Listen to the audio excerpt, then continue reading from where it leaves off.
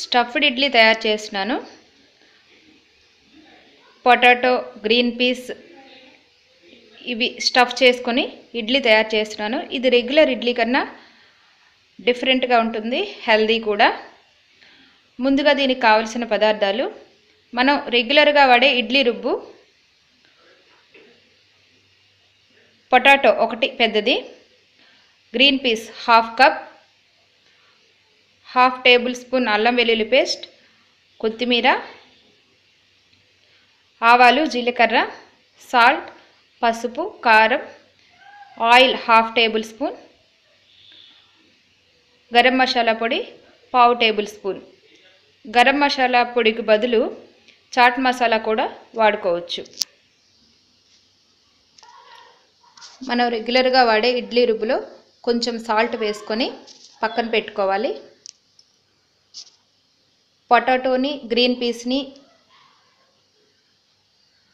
ఉడికించుకోవాలి. కొంచెం సాల్ట్ వేసి ఉడికించుకోవాలి. పొటాటో చెక్కు తీసి ముక్కలుగా కోసి ఈ గ్రీన్ పీస్తో సహా ఉడికించుకోవాలి.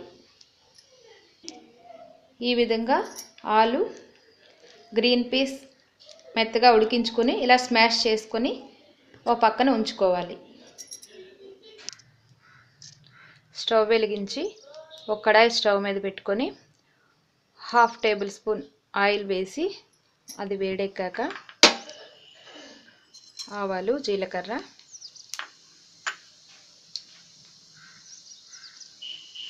కాస్త అల్లం వెల్లుల్లి పేస్ట్ వేసి కాసేపు వేయించాలి.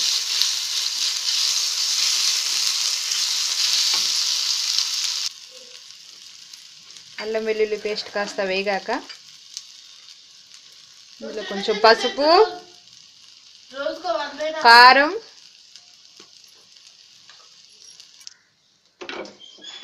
ఇది కాస్త వేగాక ఇందులో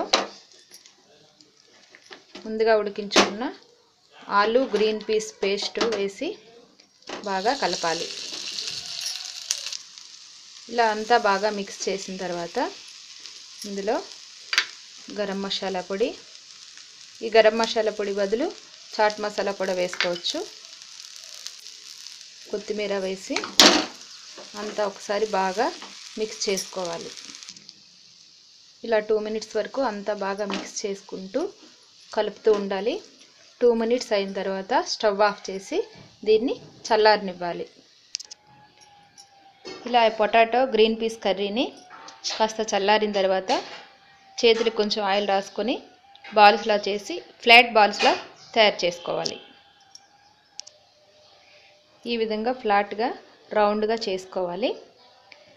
ఈ కర్రీ కొంచెం గట్టిగా ఉంటే ఈ బాల్స్ బాగా వస్తాయి. ఇప్పుడు ఇడ్లీ ప్లేట్లకి ఆయిల్ రాసుకోవాలి. ఈ విధంగా ఇడ్లీ ప్లేట్లకి ఆయిల్ రాసిన తర్వాత కొంచెం పిండిని తీసుకొని, ఇడ్లీ పిండిని తీసుకొని ఇందులో వేయాలి. ఇందులో వేసిన తర్వాత ఈ ఆలు, గ్రీన్ పీస్ ఈ బాల్స్ని ఇందులో పెట్టాలి. పెట్టిన తర్వాత మళ్ళీ కొంచెం ఇడ్లీ రుబ్బుని తీసుకొని దాని మీద మొత్తం కవర్ చేస్తూ వేయాలి. లోపల పెట్టిన ఈ కర్రీ ముద్దని కొంచెం చిన్నగా చేసుకుంటే మొత్తం అంతా ఇడ్లీ అంతా కర్రీ బయటికి రాకుండా మనం చేసుకోవచ్చు. ఈ విధంగా అన్ని ప్లేట్లు ఫిల్ చేసుకొని ఇడ్లీ కుక్కర్లో పెట్టి 10 మినిట్స్ ఉడికించుకోవాలి. ఈ విధంగా ఇడ్లీలు 10 మినిట్స్ ఉడికిన తర్వాత వీటిని ఒక ప్లేట్లో తీసుకోవాలి. ఇలా ప్లేట్లోకి తీసుకున్న తర్వాత వీటిని సర్వ్ చేసుకోవాలి. ఈ విధంగా లోపల స్టఫింగ్ అంతా ఉంటుంది, ఇడ్లీ బయట ఉడుకుతుంది.